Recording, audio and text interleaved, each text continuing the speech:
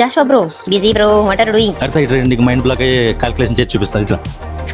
For example 3 million investment మనం దుబాయ్లో చేస్తే కనుక ROI మినిమం ఎంత వస్తుంది?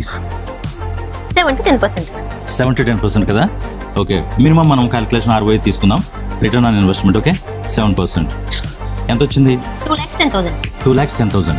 ఇది మనం ఇండియన్ కరెన్సీలో మనం క్యాల్కులేట్ చేసుకుంటే ఎంత ఇప్పుడు రేట్ ఎలా ఉంది? 26 చేసుకోండి. 26 తీసుకుందాం. ఎంత వచ్చింది?